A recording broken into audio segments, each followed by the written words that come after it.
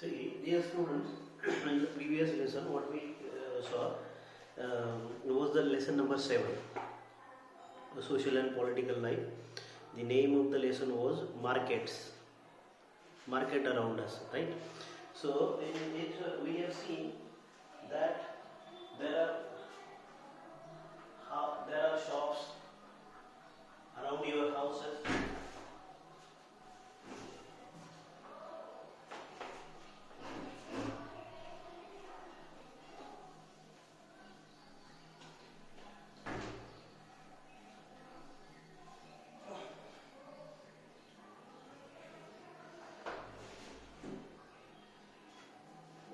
In that lesson we have seen there are shops around your houses. हमारे घर के neighbourhood में एक शॉप होता है और उस शॉप में क्या होता है हम देखते हैं कहीं पे कपड़ों का शॉप है, ग्रोसरीज का है ना। जैसे वो भी ग्रोसरीज में है तो देखो कि उस शॉप में क्या होता है, शक्कर मिलती है, आटा मिलता है, गेहूँ दाल चावल वगैरह सब चीज़ें मिलती है। अब ये आता कहाँ से है? ये खेतों में से आता है। खेत कहाँ पे है? जस्ट हमारे गांव से अगर साइड में हम निकले, जैसे गली में से गांव से बाहर निकलते हैं तो आसपास क्या है? सारे खेत हैं, सारे खेत हैं। तो हम खेतों में से क्यों नहीं खरीदते हैं? हम खेतों में से क्यों नहीं करते? ये बन गया ट्रेडिशन। खेतों में जो गेहूँ उगता है, खेतों में जो अनाज निकलता है, दाल चावल वगैरह, ये पहले जाते हैं होलसेलर, है ना, मार्केट्स में, होलसेलर के पास। अब होलसेलर्स क्या करते हैं, बड़े पैमाने पूरे 10-15 किसानों का गेहूँ खरीद लिया, वो खरीदा हुआ गेहूँ जाता है एक छोटे होलसेलर के पास, वो जाता है एक छोटे होलसेलर के पास। ये छोटा होलसेलर जो पूरे 15 किसानों को खरीदा, उसमें से एक छोटा होलसेलर क्या होता है, 2-3 किसानों का गेहूँ जो होता है वो खरीदता है, उसको साफ करवाता है, पैकिंग करवाता है, जो भी है, उसका आटा बनाता है, and he sell it to the another wholesaler जो मार्केट्स में जाता है। जैसे कि संडे को मुक्ताई नगर में मार्केट्स आते हैं तो वहाँ पे वो बेच देता है। दूसरा कोई सेम टाइप का होलसेलर होता है, वो क्या करता है, मार्केट में नहीं बेचता है। ये संडे टू संडे कौन मार्केट जाएगा, वो सारे शॉप्स में बेच देता है ना। और शॉपकीपर से हम खरीदते हैं, we are the consumer, we are the consumer. और ये जो शॉपकीपर है नेबरहुड में जहाँ पे आप वो गेहूँ या आटा खरीदते हैं, वो बन गया रिटेलर, वो बन गया रिटेलर। और ऐसे ही ये रिटेल शॉप्स में हमें क्या होता है, फिर मार्केट से थोड़ा दूर होता है, महंगा में मिलता है। संडे मार्केट में जो सब्जी मिलती है ना, तो उससे ज़्यादा महंगी मिलती है इन शॉपकीपर्स के पास, रिटेलर्स के पास, राइट। जो संडे मार्केट में मिलता है उससे सस्ता मिल सकता है अगर हम डायरेक्ट किसान से खरीदे तो ये क्या हो गया, दिस ऑल थिंग्स आर, है ना। तो गेहूँ जो है, जो किसान से खरीदा गया वो 1600 रुपये में खरीदा गया इस साल, 1600 रुपीज़। क्या प्राइस थी? 1600 रुपीज़ फॉर 100 kg, यानी 1 किलो का हो गया 16 रुपया। कितना हो गया? 16 रुपीज़। इस साल जो खरीदा गया वो 1600 रुपीज़ में खरीदा गया, ठीक है। वो 1600 रुपीज़ का जिस व्यापारी ने खरीदा, उसने ही बड़े होलसेलर्स, उससे जो छोटे वाले, मतलब ये बड़ा होलसेलर है, उसने ही कुछ बड़े बड़े होलसेलर्स होते हैं, उनको वो चावल बेच दिया किसान से लेकर। वो बेचा 1800 रुपये में। कितने में बेचा? 1800 रुपये में। वो 1800 रुपये का और उसका मैं बताना या फिर उसका प्रॉफिट लगा के उसने बेचा उससे छोटे होलसेलर को 2000 रुपये। और फिर वो गया रिटेलर के पास, उसको वो बेचा 2100 रुपये में। और रिटेलर आपको जो गेहूँ दे रहा है वो आज की तारीख में है 2300 रुपये से लेकर 2700 रुपये तक, 2300 रुपीज़ से लेकर 2700 रुपीज़ तक। ओरिजिनल गेहूँ किसान को जिसने बोया, उगोया, है ना, जिसने सारी मेहनत की, उसको कितना पैसा मिला? एक किलो के पीछे 16 रुपीज़। और मैंने जो शॉप से खरीदा वो कितना होगा? 27 रुपीज़ पर केजी या फिर 23 रुपीज़ पर केजी। तो बीच वाला प्रॉफिट कहाँ गया? मार्केट में गया। तो ये मार्केट हमने लास्ट लेसन में देखा। यही अब एक स्टोरी के फॉर्मेट में है, ए शॉर्ट इन द मार्केट। वही जैसे मैंने ये गेहूं की स्टोरी बोली, एक शर्ट की स्टोरी है कि एक शर्ट मैंने नेबरहुड से किसी शॉप से खरीदा, है ना। तो कैसे होता है देखो, एक कॉटन फार्मर इन कर्नूल, एक शर्ट मार्केट में आता है, कैसे आता है, कैसे बनता है। एक cotton farmer in the Kurnool, Swapna, a small farmer in the Karnal, Andhra Pradesh, grows cotton on her piece of land, and the balls of the cotton plants are ripe, and some are already burst. है ना।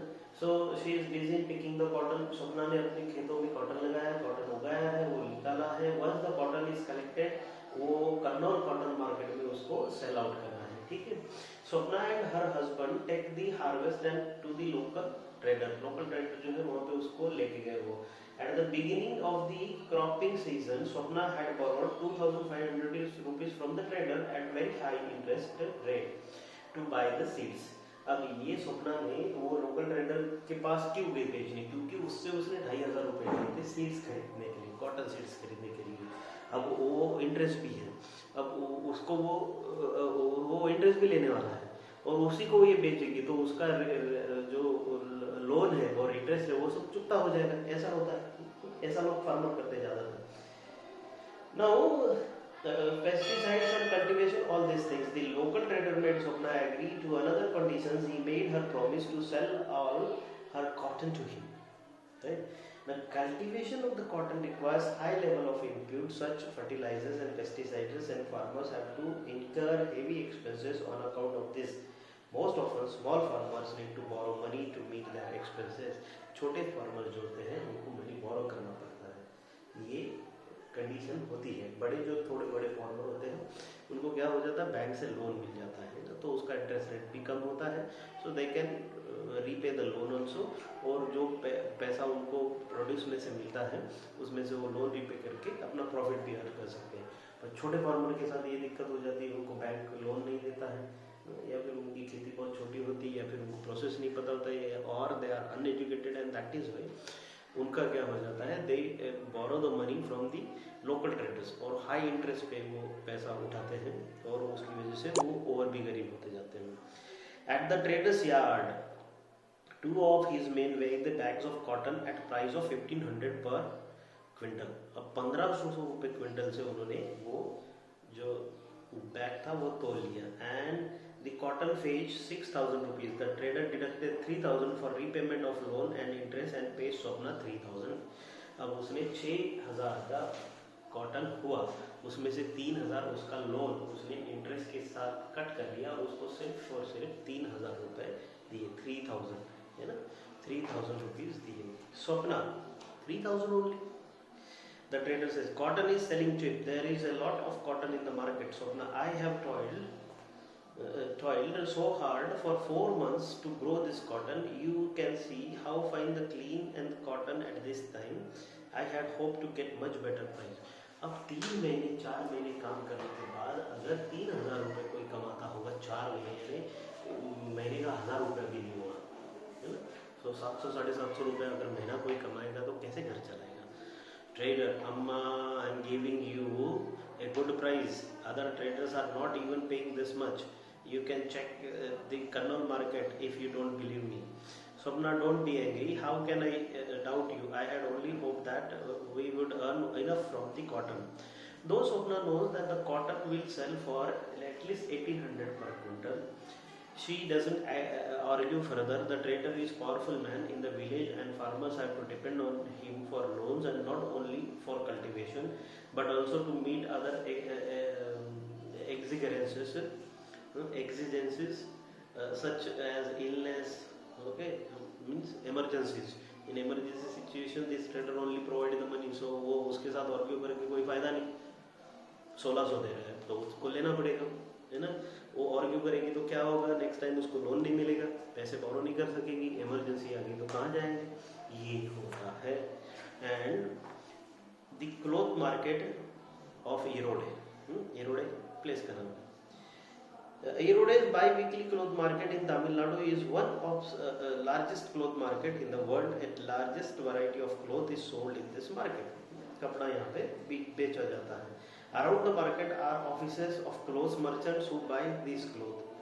Other traders from many South Indian towns also come and purchase both clothes in this market, है ना. Arrowed में बहुत बड़ा कपड़ा market है, तो लोग वहाँ पे आते हैं. On market days you would also find weavers bringing cloth. weavers भी आते हैं यहाँ पे वो, and that has been made an order from the merchant. और वो जो merchant ने जो order दिया है वो weavers को कपड़ा लाते हैं, उनको देते हैं, पैसा लेते हैं, चले जाते हैं.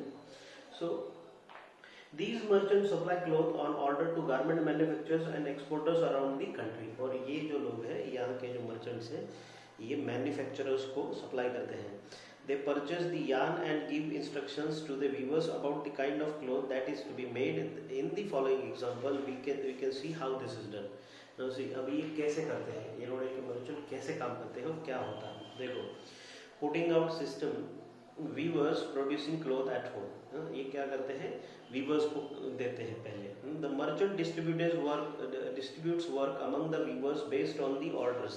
Okay, जैसे merchant के पास order है, लाल रंग का कपड़ा बनाओ, काले रंग का बनाओ, ऐसी डिजाइन का बनाओ, इतना बनाओ, तो वैसे वो उसको वीवर को ऑर्डर दे देते हैं. The weavers get the yarn, उसको वो धागा दे देते हैं from the merchant and supply him cloths. Weavers को क्या मिलता है, धागा जो है वो रेडीमेड मिलता है, उसका क्लॉथ बना के देना है और उसका लेबर वर्क उसको मिलता है. For the weavers, this arrangement seemingly has two advantages. The weavers do not have to spend their money on purchase of yarn. अब इसमें वीवर का क्या फायदा होता है, उसको यार्न खरीदना नहीं पड़ता. उसका यार्न लिया, लेबर चार्ज लिया और उसका कपड़ा उसको जितना बना उसको दे दिया, है ना. तो वीवर्स को पैसा खर्चा नहीं करना है, डायरेक्टली पैसा लेना है. Also the problem of selling the finished cloth is taken care. और कपड़ा बनाने के बाद वो कपड़ा कहाँ पे बेचना है ये भी उसको चिंता नहीं, है ना. तो हो गया काम उसका. Weavers knows the outset what cloth they should make and how much of it is to be woven, है ना. तो weavers को पता होता है कितना यार्न लगेगा, कितना बिकेगा, है ना, कितना उससे कपड़ा बनेगा, ये सब weavers को पता होना है. However, this dependence on the merchants both for raw material and market means that the merchant have a lot of power. अब इसका दूसरा मीनिंग ये भी है, भले वीवर्स को पैसा नहीं खर्चा करना पड़े, मार्केट कहाँ पे बेचना है कपड़ा ये देखने की ज़्यादा ये नहीं, चिंता नहीं, लेकिन इसका दूसरा पहलू भी है. तो वीवर्स किस पे डिपेंड हो गया, मर्चेंट पे. वो यार देगा, काम देगा तो इसको काम मिलेगा. अगर उसने स्टॉप कर दिया तो इसको काम मिलेगा नहीं. ये मार्केट से किसी से रिलेटेड नहीं, मार्केट से रिलेटेड नहीं तो इसको इसकी खुद की कोई पहचान है, कोई पहचान है. तो ये सब होता रहता है. तो ये दूसरा पहलू है, मतलब वो किस पे डिपेंडेंट हो गया, मर्चेंट पे डिपेंड हो गया. They give orders for what is to be made and they pay very low prices for making the cloth. अब मर्चेंट जो है, व्यापारी जो है, ट्रेडर जो है, हर कोई पैसा कमा है. तो पैसा कमाने में एक रूल क्या होता है, पैसा ज्यादा कमाओ, है ना. और हर कोई पैसा खर्चा कर रहा है, तो खर्चा करने का रूल क्या होता है, कम खर्चा करो, right.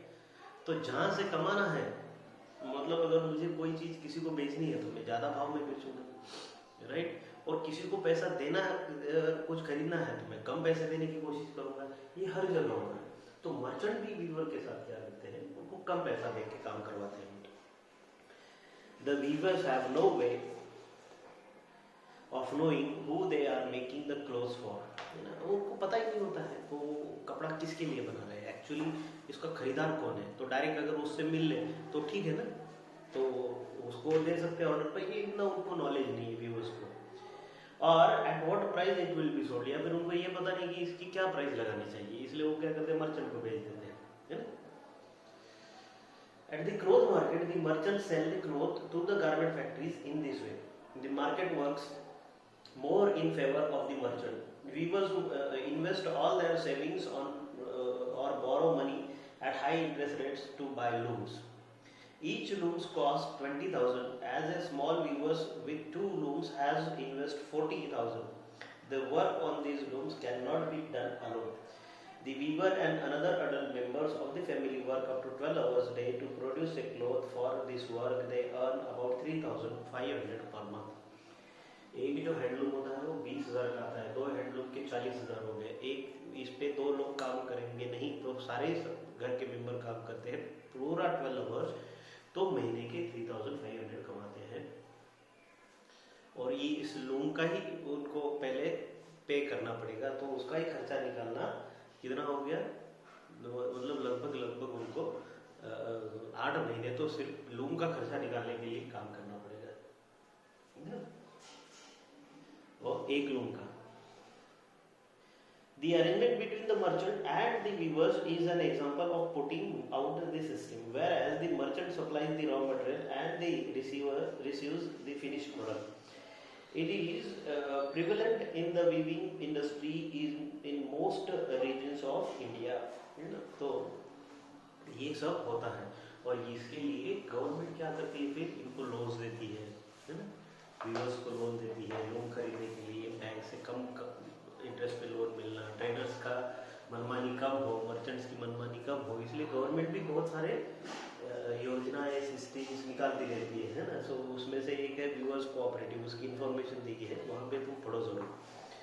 See the garment exporting factory near Delhi, अब ये वीवर से बना, मर्चेंट से बना है, एरोडे और दिल्ली के सपोज इन्होंने फिर अभी ये गारमेंट किसी कंपनी को देते हैं, किसी गारमेंट को। The Erode merchant supplies the cotton cloth produced by the weavers to the garment exporting factory near Delhi. अब यहाँ ये weavers से बना हुआ कपड़ा मर्चेंट्स ने उठाया और कहाँ पहुँचाया, दिल्ली के गारमेंट कंपनी को। The garment exporting factory will use the cloth to make a shirt. अब उसमें से ये गारमेंट कंपनी क्या करेगी, शर्ट्स बनाएगी, जो कपड़ा बना है। The shirt will be exported to foreign buyers. Among the foreign buyers are business person from US Europe to run a chain of stores. अब ये बने हुए कपड़े कहाँ जाते हैं, फॉरेन में, अमेरिका में, इंग्लैंड में, वहाँ के जो स्टोर्स है वहाँ पे ये कपड़े बिकते हैं, ठीक है। They these large stores to do business strictly on their own terms. Okay, अब ये जो स्टोर्स होते हैं ये अपने उनके टर्म्स होते हैं, ऐसा ही कपड़ा होना चाहिए, ऐसा ही कलर होना चाहिए, ऐसा ही स्टिचिंग होना चाहिए, तो खरीदेंगे, नहीं खरीदेंगे। They demand the lowest price from the supplier. In addition, they set high standards for quality and production and timely delivery. Any defect or delay in delivery is dealt with strictly. So the exporter tries to do his best to meet the conditions set by the powerful buyers.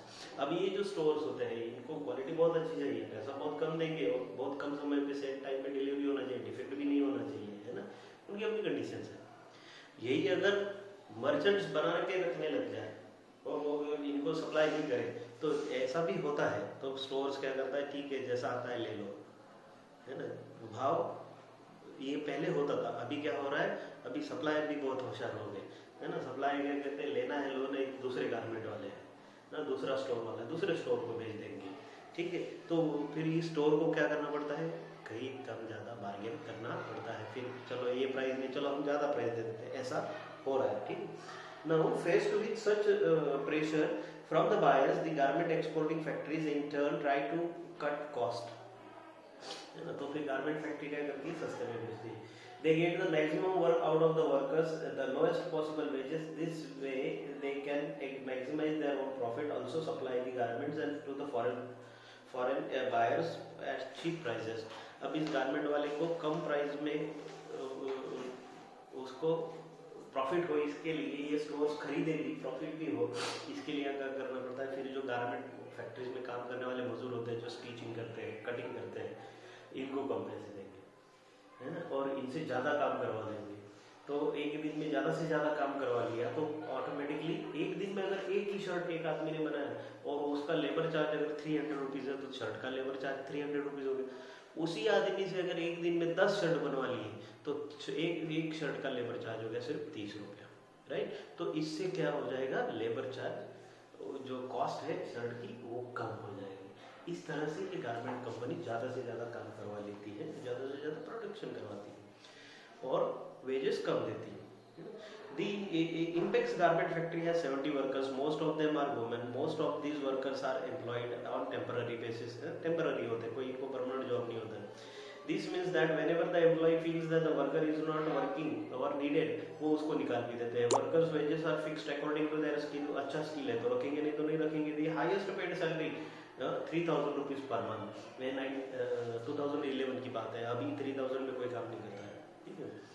So women are employed as helpers for thread cutting, buttoning, ironing and packaging. These jobs have lowest wages, है ना। सो अभी ये jobs के हैं lowest wages पे काम करने वाली जॉब्स है, 3000 4000 ऐसे कुछ जॉब्स इनको मिलते रहते हैं। Payment to workers per month, देखो पेमेंट देखो, टेलरिंग 3000 रुपीज़, जो टेलरिंग करता है, कटिंग और स्टिचिंग करता है। आयरनिंग जो करता है ₹1.5 एक पीस का, एक शर्ट को अगर प्रेस किया तो ₹1.5, दिन भर में जितने शर्ट प्रेस कर सकता है कर ले, उसके हिसाब से तेरा पेमेंट, है ना। चेकिंग, ओके, चेकिंग 2000 रुपीज़ पूरा करके वो उसको सिलाई वगैरह करके 2000। Threading, cutting and buttoning, button thread और सिलाई करने वाला, कटिंग करने वाला 3000 रुपीज़ महीने का, और जो सिलाई करने वाला, बस तू कितने भी शर्ट बना उससे बना लेंगे 3000 रुपये उसको महीने का देंगे, तू सिलता रहे, कटता रहे, फिर एक दिन में वो 1000 शर्ट काटे, है ना। तो एक शर्ट काटने का कितना हो जाएगा, ₹1 से भी कम मिल रहा है उसको, है ना। इस तरह से होता है। So the shirt in United states, अब ये शर्ट बन गया यूनाइटेड स्टेट में, यूएस में, अमेरिका में चला गया, ओके, यूएसए में या यूनाइटेड स्टेट्स में, इंग्लैंड में ये चला गया, और इंग्लैंड में वहाँ पे स्टोर पे ये शर्ट बिकना है, ठीक है। यूनाइटेड किंगडम, यूनाइटेड स्टेट्स में, यूएसए में ये चला गया, अमेरिका में, इंग्लैंड में कैसे होगा फिर वहाँ पे देखो रेट। तो यूनाइटेड स्टेट का है dollar. A number of shirts are on display at a large clothes shops and in the United States and are priced at $26. और $26 मतलब इंडिया के कितने हो गए, 1800 रुपए, okay. So use the diagram to show the margin to fill in the blanks below. अब देखो यहाँ पे एक डायग्राम दिया है और ये मार्जिन दिए हुए कैसे है, देखो। The business person purchased the shirt from the garment exporter in Delhi for dash dash per shirt। अब एक शर्ट का कितना, उसने एक डायग्राम दिया है, उसमें से तुमको ये बनाना है ना। पर शर्ट का उसका कितना है, एक शर्ट उसने कितने में खरीदा है, 900 रुपये में। कितने में खरीदा है, 900 रुपीज़ में खरीदा है, क्योंकि 900 रुपीज़ प्रॉफिट है। कितने का शर्ट है, वो 1800 रुपये में बेचने वाला है, और 900 उसका अगर प्रॉफिट है तो उसने खरीदा कितने में है, 900 रुपीज़ में, right. He then spend for उसने एडवर्टीजमेंट, उसका 900 रुपीज़ प्रॉफिट है, ठीक है। अब उसने स्पेंड कितना किया है, 400 रुपीज़ एडवर्टीजमेंट के लिए किया है, ठीक है। And in the media and another 200 rupees पर शर्ट ऑन द स्टोरेज, 200 रुपया शर्ट का स्टोरेज है, and display on the charges. Thus the cost of this person is 900 while he sell the shirt for 1800 rupees. देखो इसने 400 rupees advertisement पे से खर्चा किया, 200 स्टोरेज पे, और 300 रुपये का खरीदा है सिर्फ। शर्ट कितने का है, 300 रुपये का, ठीक है। उस पर 200 और ये 400, मतलब कितने हो गए, 600। तो कितने में आ गया उसको एडवर्टीजमेंट और स्टोरेज चार्जेस करके 600 रुपये में, राइट। तो और उसका प्राइस हो गया मतलब 900 रुपये, और बेच कितने में रहा है, 1800 में। प्रॉफिट कितना हुआ, 900 रुपया profit, 900।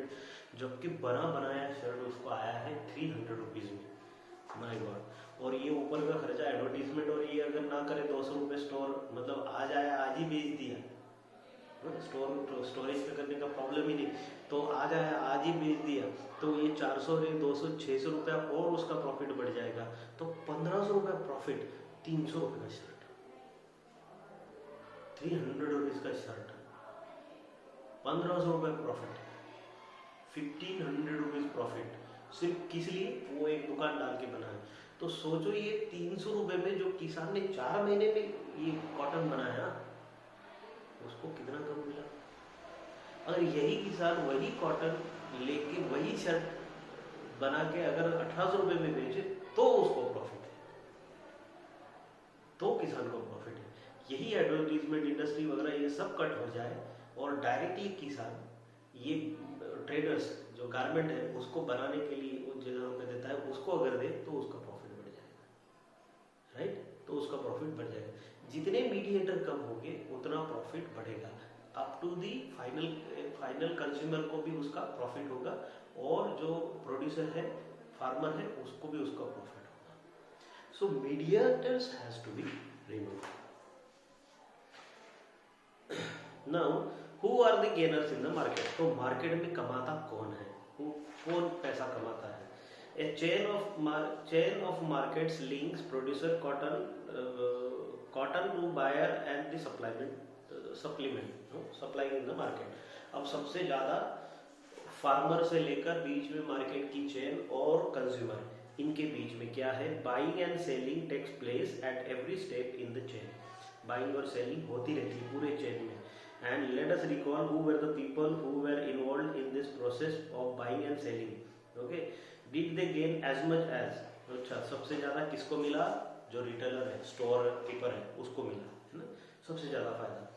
And who did not gain as much as the buying and selling despite their having toiled very hard। और सबसे ज्यादा काम किसने किया, 4 महीने को प्रोड्यूस करने के लिए लग गया फार्मर ने, और उसको ही मिला सबसे कम। ओके, सो इस तरह से है, ये सोचने वाली बात है और ये स्टडी करने वाली बात है कि ये शर्ट मार्केट में कितने का है।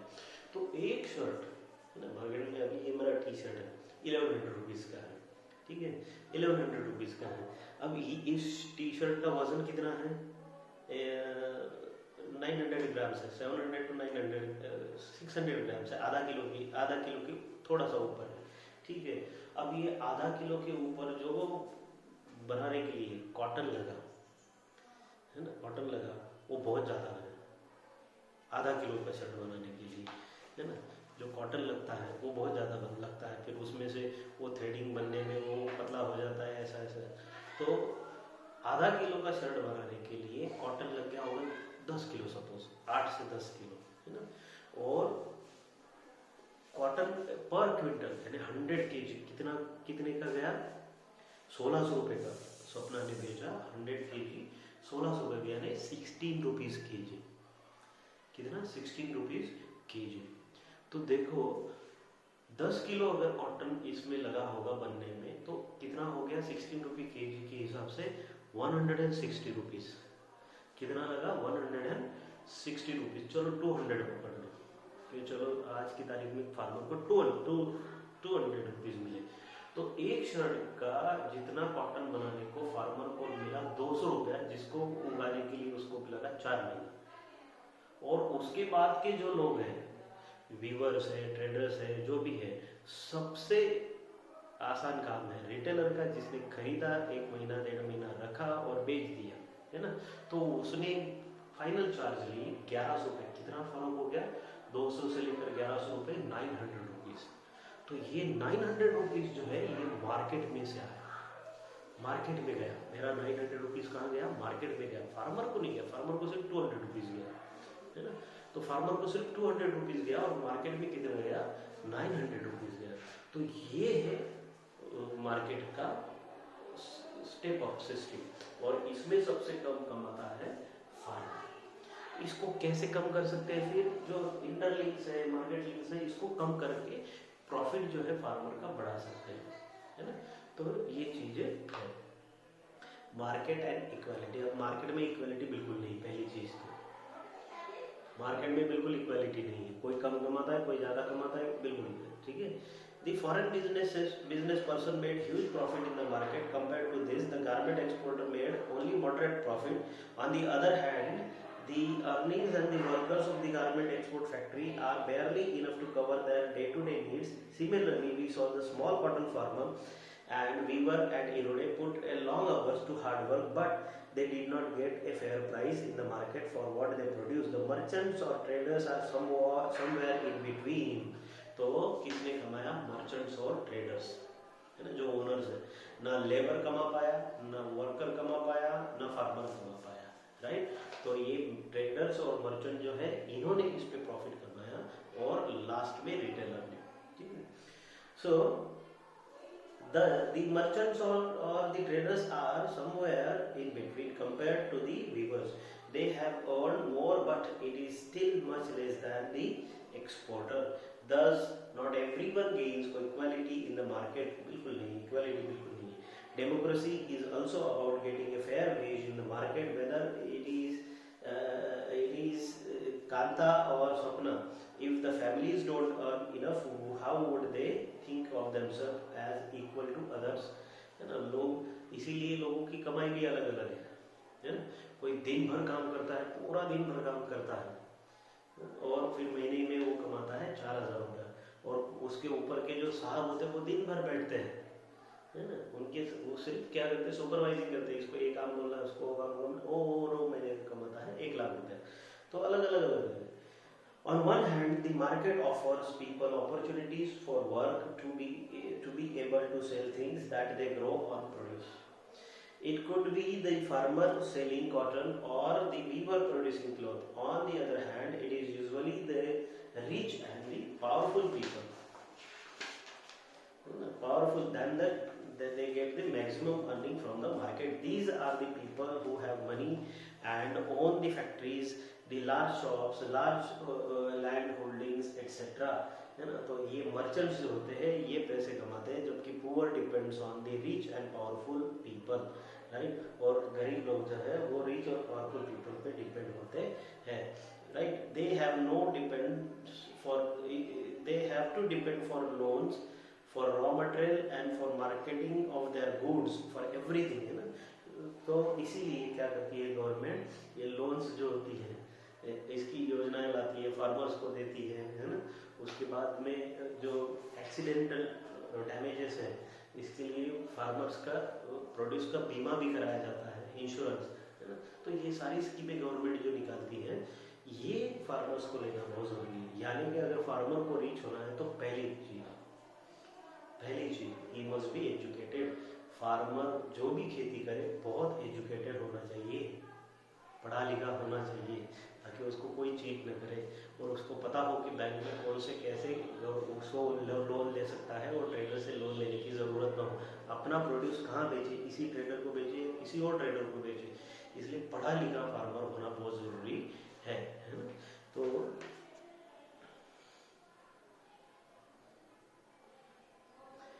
in the last chapter now this is how the exploitations and all starts, और ये इसी की वजह से uneducated people are exploited।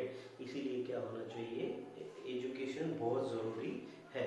तो देखो दुनिया में सबसे ज़्यादा एजुकेटेड फार्मर कहाँ पे है, ऑस्ट्रेलिया में है, सबसे ज़्यादा एजुकेटेड है। एजुकेशन लेते हैं पर करते फार्मिंग है ना। सो ऐसे सबसे ज़्यादा एजुकेटेड फार्मर्स ऑस्ट्रेलिया में, इसलिए ऑस्ट्रेलिया के फार्मर बहुत रीच है, बहुत रीच है। एजुकेशन है, एजुकेशन लेना ही बहुत ज़रूरी है और एजुकेशन होना बहुत ज़रूरी है। तो इंडियन फार्मर्स और इंडिया की कंडीशन कब डेवलप हो सकती है, जब सारे इंडियन फार्मर्स क्या हो जाएंगे, एजुकेटेड हो जाएंगे। अगर सारे फिर इंडियन फार्मर वेल एजुकेटेड होंगे और हमें क्या चाहिए, है ना। जैसे अभी वो फार्मर्स बिल चल रहा है जिसके खिलाफ गवर्नमेंट के खिलाफ वो क्या कर रहे हैं, प्रोटेस्ट कर रहे हैं, है ना। अब देखो गवर्नमेंट का बिल कुछ भी हो, ठीक है, गवर्नमेंट का बिल कुछ भी हो, अगर मैंने अपना प्रोड्यूस, मैंने अपना गेहूँ खरीदा मेरे खुद के गांव में, मेरा नेटिव प्लेस यहाँ से शिरपुर से एक 13 किलोमीटर पे है, ठीक है। वहाँ पे मेरी जो खेती है, मेरे खेतों के आसपास जिनकी खेती है, वो जब गेहूँ उगाते हैं वो कभी मार्केट में नहीं लेके जाते, कभी मार्केट में लेके नहीं जाते। वो ट्रैक्टर्स में भरते हैं सारे, माई अंकल ऑल्सो उसमें है, तो वो सारे ट्रैक्टर्स में वो पूरा गेहूँ भर दिया जाता है, ठीक है। कुछ जो फार्मर्स है वो 1 दिन 2 दिन पहले निकाल लेते हैं, तो साफ करके सफाई करके उसको अच्छा करके लेते हैं, कुछ बगैर सफाई का लेके जाते हैं। Instead of going to the market 2 दिन है ना, वो कॉलोनीज में जाते हैं। जैसे कि ये शहर है शिरपुर, यहाँ पे कॉलोनीज है और धुलिया है, तो सारे कॉन्टैक्ट्स है, सबके कॉन्टैक्ट्स है, क्योंकि पहले स्टार्ट किया तो घूमना पड़ा, पर अभी तो डायरेक्टली वो ग्रुप ही है, व्हाट्सएप ग्रुप ही है, उस पर डायरेक्टली ये आ जाता है, वो मैसेज डाल देते हमारे मेरे गांव के जो किसान हैं कि हम कल आपके शहर में आ रहे हैं, इतना इतना गेहूँ का रेट है और इतने रेट से बेच रहे हैं। देखो अभी मार्केट में रेट चल रहा है, किसान से जो ट्रेडर खरीद रहे हैं 1600 पे खरीद रहे हैं, 16 to 1700 पे खरीद रहे हैं, और मार्केट में ही जो बेच रहे हैं ट्रेडर्स वो 2000 के रेट पे बेच रहे हैं, और वो मार्केट से बाहर जब रिटेलर को बेचेंगे वो 2200 से बेचेंगे, 2200 रुपीज से बेचेंगे, ठीक है। अब ये मेरे गांव के जो किसान हैं ये डायरेक्टली क्या करते हैं, वो ट्रैक्टर पूरा लेके जाते हैं भर के वहाँ पे, और 2000 रुपीज़ और 2200 रुपीज़ के रेट पे उन्होंने अलग अलग क्वालिटी के हिसाब से वो बेच दिए।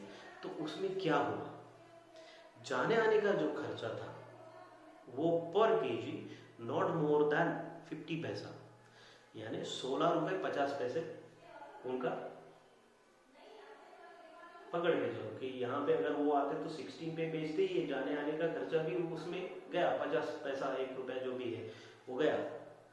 वहाँ पे उनका जाने आने का खर्चा निकाल के उनको 1600 पे जो जाना था वो बेचते हैं वहाँ पे 2000 रुपीज़ पे, तो 400 रुपीज़ पर क्विंटल ज़्यादा प्रॉफिट होता है, ज़्यादा प्रॉफिट होता है 400 रुपीज़ है ना पर क्विंटल।